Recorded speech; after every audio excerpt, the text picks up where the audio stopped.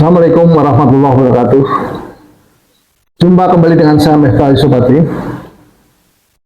Kali ini kita akan mengangkat tema besar, yaitu membaca kembali jejak Partai Islam di Indonesia. Untuk kepentingan itu, kita menghadirkan Saudara Juanda Bakar. Beliau adalah aktivis KAHMI. Kemudian Bapak Joko Sumberno, beliau adalah pemerhati masalah-masalah sejarah. Dan Ustadz Fadri Arsil, beliau adalah seorang ustadz. Kalau biasanya kalau ustadz kan sebagai ustadz ya seorang ustadz. Nah, background panjangnya kalau dia mau mengungkap silahkan, kalau enggak ya udah enggak apa-apa. Tapi persoalan parpol Islam itu menjadi persoalan setelah Partai Persatuan Pembangunan tersingkir. Itu seperti apa, kiamat kecil ya. Kenapa? Karena partai ini adalah fusi dari partai-partai Islam di zaman Orde Lama, yang kemudian di zaman Orde Baru dijadikan fusi ya. Yang kemudian dia hadir sejak Orde Baru, dan pada tahun 2024 itu terlempar dari Senayan. Walaupun dia punya wakil-wakil di daerah, tetapi ketika dia punya nasib sama dengan PSI yang baru kemarin sore, dan Partai Umat maupun Partai Bulan Bintang yang memang sudah terbiasa tersingkir untuk Partai Bulan Bintang ya, dan Partai Umat yang relatif baru dibidani oleh Amin Rais, itu menjadi suatu yang menyakitkan buat P3 tentu saja. Nah, kita ingin melihat jejak Partai Islam terhadap bangsa ini apa sih, peninggalan-peninggalan, sehingga kita bisa mengukur masih pentingkah kita itu ngotot ya untuk tetap berpartai Islam. Nah, orang yang paling relevan untuk bicara soal ini tentunya saya ingin melihat backgroundnya dulu dari sisi sejarah dulu. Pak Joko Sumberno, saya persilahkan untuk menyampaikan yang pertama kali. Silakan Pak. Ya, sebelum kita menjalankan masih perlukah atau akankah kebutuhan terhadap partai Islam itu ada, kita harus melihat apakah masih ada hubungan antara Islam dan negara. Oke. Ya, ini adalah landasannya. Dan sejauh ini tentu kita tidak bisa memotong perjalanan itu hanya kekinian saja. Sebab sesuatu yang terjadi sekarang itu juga adalah akibat masa lalu sejarah. Jadi negeri ini berdiri. Jadi jas merah lah ya. Ya, saya kurang setuju dengan istilah itu adalah ajakan yang parpol untuk mempertahankan kekuasaan. Itu nanti menjadi logis. Siap. Memisahkan negara dan Islam itu adalah memisahkan gula dan rasanya. Artinya bahwa paham nasionalisme yang mulai didengungkan oleh Soekarno tahun 2001-2027 itu sebenarnya sebagai melanjutkan atau sudah diberikan resep, sudah dibumbui, sudah dibentuk kerangka oleh Islam sendiri. Baik itu melalui kerajaan-kerajaan Islam yang ada dari Aceh, Jawa sampai Ternate, dari Bugis sampai Bima, Kalimantan, segala macam Kalimantan. Jadi kita harus bertanya dulu sebenarnya apakah masih ada hubungan. Dan sejauh sekarang ini semua kalangan Islam, terutama para ulama, para cendekiawan itu pasti sepakat bahwa Islam dan politik itu memang ada hubungannya. Dan Islam itu adalah, banyak pengamat dari nama agama lain ya, bahwa satu-satunya agama yang punya daya perekat dengan politik Islam. Islamlah yang paling menyadari fungsinya keadilan, fungsinya kedaulatan rakyat, musyawarah, dan bagaimana persaudaraan itu. Nah, di sini kita langsung pada periodisasinya, bahwa ketika bangsa ini belum mengenal organisasi, meskipun Budi Utomo ya, Budi Utomo itu kan lahir itu kepentingan para pamungkas ya. Organisasi ini tidak begitu tahu Indonesia, dia tahunya Jawa sebenarnya, nasionalisme Jawa belum sampai ke situ. Yang tahu betul meskipun tidak pakai baju politik secara terus terang, itu Syarikat Islam lahir yang dimulai dari Bogor, dan Surakarta sama dan itu kotanya ya Jawa di Surga, dari Surga. Dan karena kemampuan sama juga terbatas, kemudian manggil seorang mantan Omong Raja, dia cukup pendidikannya musyah, dia bukan seorang ustadz yang tidak selengkap pendidikannya.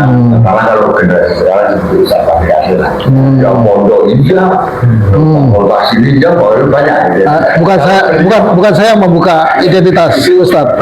Jangan ini ya, satu jelas. Jadi ditanya oleh seorang saudara, seorang mengambil ustadz atau seorang politisi ya, keluar dari jajaran birokrasi Belanda, yang menjadi khusus teknisi pabrik gula, menjadi kalian pabrik gula, kemudian menjadi aktivis pekerja di Surabaya yang dikuasai dengan istrinya secara ekonomi. Lahirlah mengembangkan SI ini dari sekedar organisasi ekonomi untuk menyaingi Cina, khususnya soal ATEK. Kemudian menjadi organisasi politik. Itu dimulai oleh seorang Aminoto dengan perlindungan dari Gubernur Jenderal Edinburgh melalui Linkes sebagai kepala pengawasan itu. Jadi tidak ada politisi ini betul-betul berkembang sendiri, tidak ada. Itu mungkin kalau nanti ada yang membicarakan bahwa tidak polisi itu lepas dari penguasa yang ada sekarang itu, saya semua itu punya jejaring dan bahkan dalam tanda kutip perlindungan.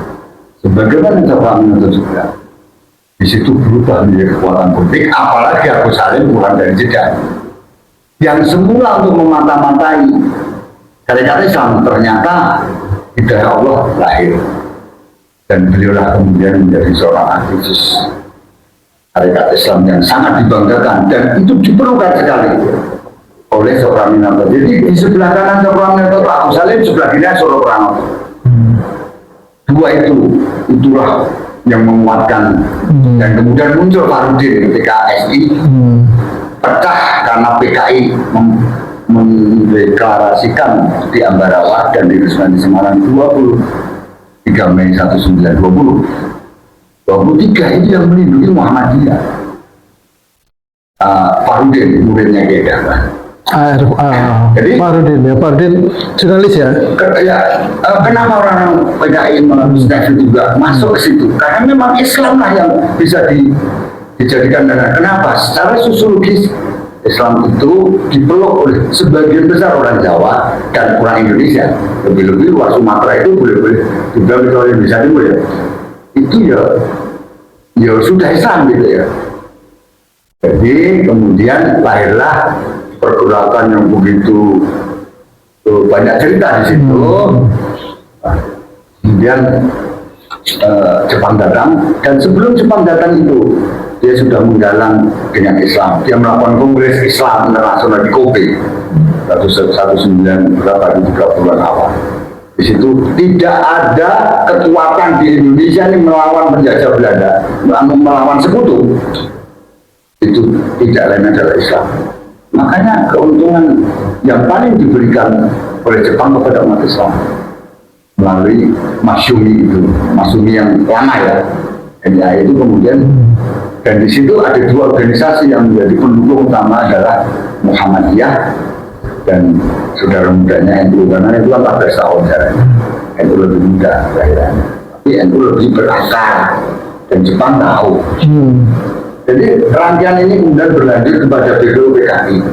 Di situ persidangan yang luar biasa. BPUPKI kemudian lahirnya yang namanya Piagam Jakarta itu 2009. Dan Soekarno sampai menangis di hadapan sidang, tolong Piagam Jakarta disetujui. Tetapi apa yang terjadi setelah tanggal 14 Juli disetujui, 18 Agustus ditinggalkan semua atribut Islam.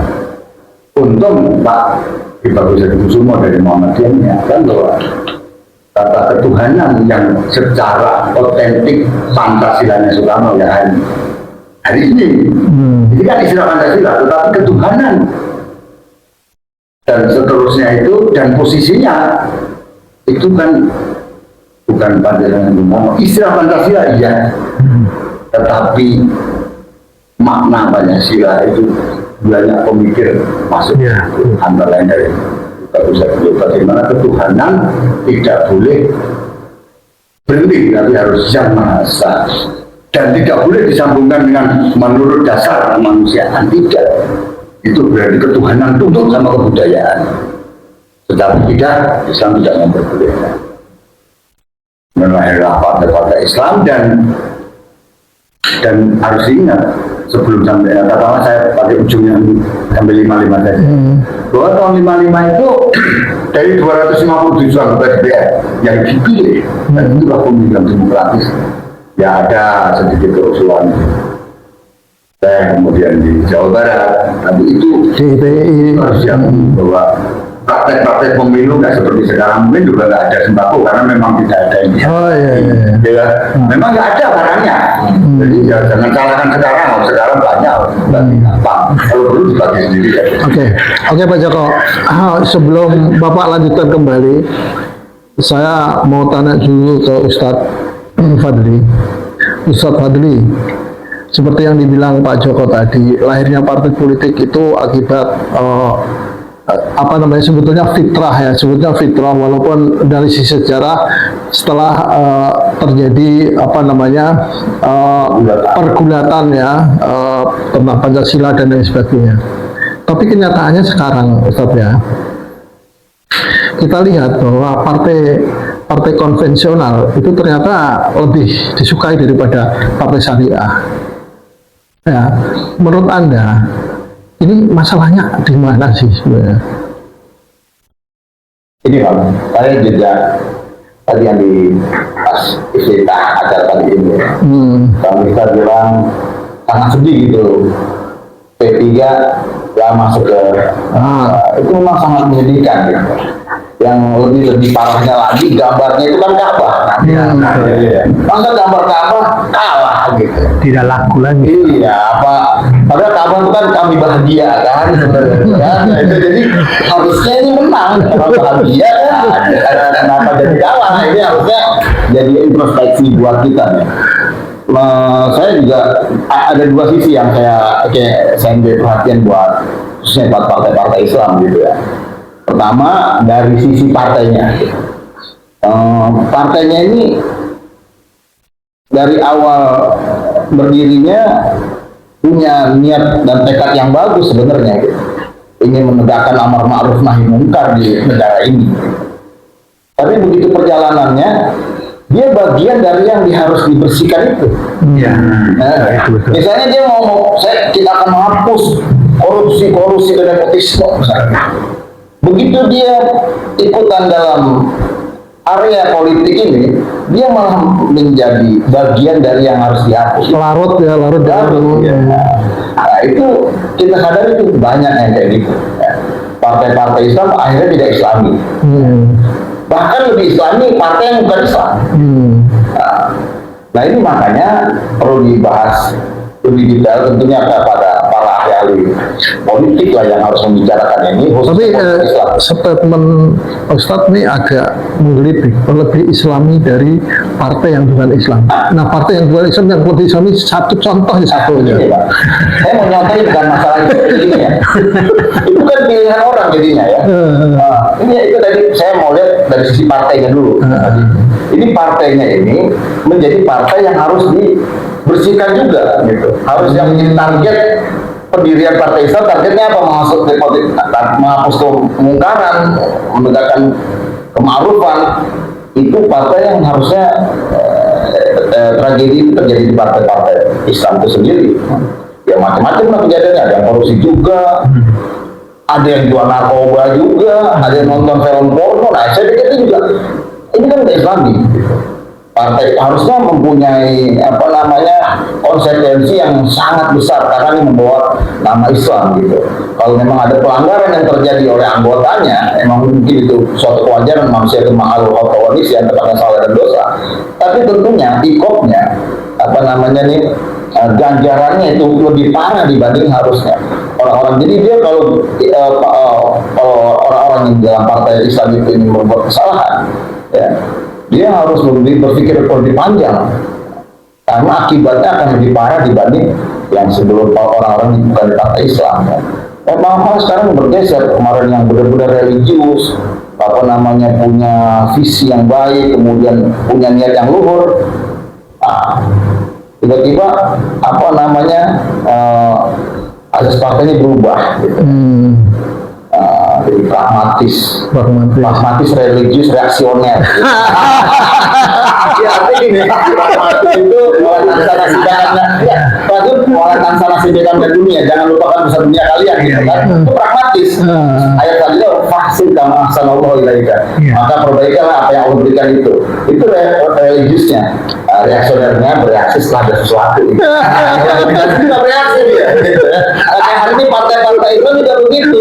Katanya kita berusaha segala macam ya, nggak tahunya ya ada mahar juga, ada segala macam. Itu juga harusnya menjadi perhatian. Jangan-jangan kita sama dengan partai bukan Islam itu.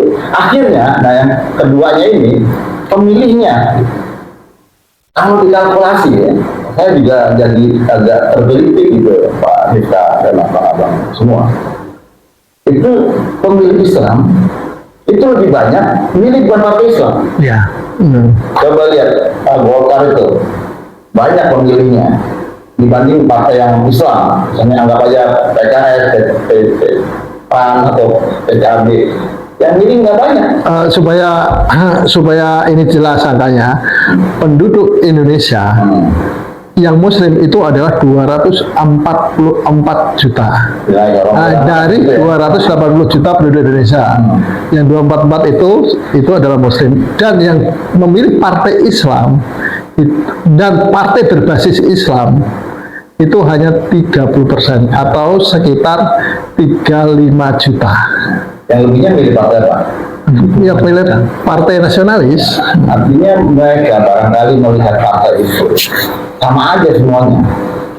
Mau yang partai Islam atau yang bukan partai Islam, akhirnya pilihannya sangat bukan kepada ideologi. Ya. Pilihannya kepada kedekatannya. Ya. Siapa dengan siapa. Betul. Terus kedua, yang selanjutnya kita nggak punya tokoh sentral yang bisa diusung. Misalnya begini ya, kalau misalnya Gerindra ada Prabowo, ada SBY, Demokrat, kemudian ada Mega, ada Ganjar, ada Jokowi gitu. Nah, partai Islam siapa gitu? Kira-kira yang bisa Amin Rais, lahir, ya boleh juga. Yusril Iza Mahendra. Kurang besar partainya. Ya, karena dia tidak dipilih maka dia tidak besar. Itu namanya disandingkan dengan Prabowo, SBY gitu barangkali ya, mungkin perlu disurvei juga. Kalah tajir dan kalah segalanya. Itu dia, kalah jaringan juga, kan segala macamnya. Jadi kita nggak mempersiapkan orang yang lahir dari rahim dakwah itu untuk kita usung menjadi pimpinan nasional itu juga nggak ada. Saya lihat hari ini sangat pragmatis itu, berbeda dengan apa yang diceritakan oleh Pak Joko tadi. Idealis sekali. Sangat idealis, orang-orang dulu itu idealis. Ya betul. Kalau dulu dari lahir partainya Masyumi, nggak pernah dia pindah ke PKI. Gitu. Dari PKI nggak pernah pindah ke PNI. Kalau sekarang bisa dari partai Islam ke partai non-Islam atau partai sangat tidak Islami, tidak bisa. Tapi dulu ada loh orang Muslim yang banyak juga di PKI, bahkan jadi anggota parlemen PKI. Nah nanti Pak Joko itu ya. Tapi kan dia nggak pernah pindah-pindah partai. Oh, bukan. Partainya konsisten. Maksudnya tidak bukan ketua loncat ya. Iya, hari ini juga makanya sangat lama. Oke. Artinya tidak. Oke, Ustaz. Sekarang giliran Pak Juanda Bakar. Pak Juanda, HMI connection di zaman Orde Baru itu sangat kuat, sangat kuat. Dan itu mewarnai dan kita membuat optimistik bahwa Islam tetap ada di pemerintahan ya dari HMI itu. Sekarang HMI juga banyak dan tersebar di banyak partai politik, tapi bukan memilih partai Islam. Lebih banyak ke partai-partai bukan non Islam, partai nasionalis. Misalnya terutama di Golkar itu menjadi sarang HMI, ya, sarang dalam tanda kutip. Begitu juga partai nasionalis lain. Anda melihatnya ini bukan fenomena ya. Anda melihatnya ini sebagai sesuatu hal yang positif atau bagaimana? Ya, sebelum saya ke situ kita mau tambahkan sedikit apa? Memang dari pertanyaan umum tadi yang tentang kenapa partai-partai Islam itu macam-macam mengalami degradasi di ini, terutama setelah pasca minum air putih dulu Bang supaya suaranya agak reformasi ya, reformasi. Karena kalau di masa yang lalu kenapa P3, taruhlah P3 itu setelah kursi tahun 70-an ya Pak Joko, itu kan relatif aspirasi umat itu kan menyatu di satu partai. NU di situ, ada PSI di situ dan lain sebagainya. Ya. Dan suaranya itu ya walaupun jauh dari partai Golkar ya, PDIP dan P3 itu. Tetapi ketika lahir pada ketika reformasi kan kemudian masyarakat tokoh-tokoh Islam itu membentuk terutama Pak Amin Rais PAN, kemudian ada PKS juga muncul gitu ya, ada PKS muncul, ada PKB muncul juga gitu. Yang dulunya ini semuanya ada di P3. Mau tidak mau berdampak pada P3, jadi secara sosial politik memang terjadi pergeseran. Itu satu. Yang kedua, tadi Pak Joko maupun Pak Yusuf sudah jelaskan juga, bahwa memang ada faktor kenapa PAN itu begitu luar biasa awalnya setelah reformasi gitu ya. Karena ada tokoh sentral sebagai tokoh penggerak, salah satu tokoh reformis yang dianggap Pak Amin Rais dan sempat berkuasa. Berpamin dari pembentukan ini menterinya ini dan sebagainya, sangat dominan pada zaman itu. Dan di dalamnya di situ tuh di PAN, di PKS, di partai yang lain, di P3 itu HMI, bahkan yang sekuler di partai yang kita anggap tanda kutip sekuler seperti Golkar atau apa, bukan sekuler juga sebetulnya. Sosial, yang istilah sekarang tuh sosial kekaryaan nasionalis religius. Bahkan di PDIP itu juga Baitul Muslimin, bahkan Ban Julpan itu aktivis ini loh, Julpan yang Julpan JP Lindan. Bahkan suaminya Ibu Mega kan bukan tadinya itu sebelum DPD masuk kan, bapaknya kan itu. Nah, ya kita lihatnya di situ ada momentum pergeseran politik ada dari kita kalau di Indonesia ya. Walaupun misal kita bisa bandingkan misal Pakistan itu kan ada juga tokoh seperti Abdul Alam Maududi yang punya pikiran sangat dominan di Pakistan tahun 60-an akhir sampai 70-an itu. Itu kalau kita di studi Islam itu ada referensi lah. Di Mesir ada Ikhwanul Muslimin yang terkenal, Yusuf Qaradawi dan macam-macam itu. Itu juga berimbas ke Indonesia. Kita masih ingat betul tahun akhir 80-an, 90-an itu pemikiran Islam dari Iran, Syiah ya, yang Iran, tokoh-tokoh Iran itu sangat dominan menjadi perdebatan dan sempat banyak seperti Jalaluddin Rahmat itu kemudian secara ini beralih kan dari Sunni ke ininya. Nah, ada lagi nanti kita masuk ke soal pertanyaan tadi. Ada pilihan-pilihan di tengah situasi seperti itu ketika P3 mulai turun tapi masih bertahan, masih di angka 40-an kursi, 50-an kursi kan pada pemilu sebelum yang 2 terakhir ini. Nah, yang kemudian ini mengubur P3 pada pemilu 2004 ini. Itu juga soal figur yang betul itu. Kemudian jangan lupa pada tahun-tahun 80-an ada tokoh HMI, mantan ketua PB HMI 2 periode, Profesor Nurholis Majid. Ya. Itu tahun 80-an, tahun 70-an akhir itu, 80-an, 70-an awal. 70-an. Itu dia membuat pernyataan secara terbuka 73. terbuka Islam bahwa Base Islam Base Partai UMNO, dan itu membuat marah orang marah yang mereka yang fanatik terhadap mereka yang masih di dalam lingkungan Partai Islam itu marah. Karena itu dari situ kemudian kalau kita di HMI itu juga kita ada pikiran bahwa sebetulnya bukan Cak Nur itu memperkenalkan mungkin ya, dan itu terjadi ada yang pro dan kontra lah, tidak semuanya sependapat. Itu bahwa tidak harus simbol, tidak perlu simbol, yang penting substansi. Substantif. Islam itu yang penting itu substansi yang jalankan. Jadi dia berada di mana saja, karena partai itu kan alat saja, alat perjuangan gitu. Yang penting isinya di dalam mereka perjuangkan apa. Makanya kemudian banyak juga di Golkar kan, anak HMI di Golkar, kemudian di zaman Orde Baru juga, sekarang juga tersebar di mana-mana. Jadi simbol tidak terlalu juga menjadi penting. Itu sebetulnya itu pikiran-pikiran Cak Nur dan lain-lain gitu ya, yang sependapat. Jadi bukan kayak semangka ya. Bisa jadi seperti semangka ya, luarnya hijau, dalamnya merah. Makanya dulu kan tentara kan ada hijau royo-royo di akhir masa pemerintah Pak Harto itu kan dan sebagainya. Yang penting bukan tempatnya, tetapi yang terpenting adalah substansi di dalam, misalnya bang inilah misalnya di Golkar, tapi abang konsisten dengan perjuangkan nilai-nilai Islam di dalam, jadi bukan simbol-simbol begini, tapi misalnya nilai-nilai yang dimaksud itu keadilan, bagaimana menegakkan, memperjuangkan keadilan sosial. Yang kemudian platformnya ada di Pancasila. Waktu itu kan bahwa Pancasila itu sama titik temu antara Islam dan negara ya, nasionalis itu, bangsa gitu loh. Jadi di situ Islam tidak ada. Pancasila itu kalau banyak pemikir Islam ya, yang terutama aliran dengan Pak Amin Rais, termasuk juga Amin Rais, walaupun awal-awal sekolah di Amerika kan agak lain gitu ya, Nurholis Majid, Kunto Wijoyo di Jogja dan lain sebagainya, itu kan arah pikirannya relatif sama tuh mereka gitu ininya. Jadi kalimatus sawah, titik temu atau common platform sebagai berbangsa dan bernegara itu di Pancasila itulah, dan Islam dan negara di situ ininya. Jadi dianggap selesai gitu, ininya. Jadi jangan lagi ininya, walaupun ada momentum-momentum politik yang kadang-kadang misalnya asas tunggal itu terjadi lagi, muncul lagi gitu ya, muncul lagi perdebatan di sini dan sebagainya.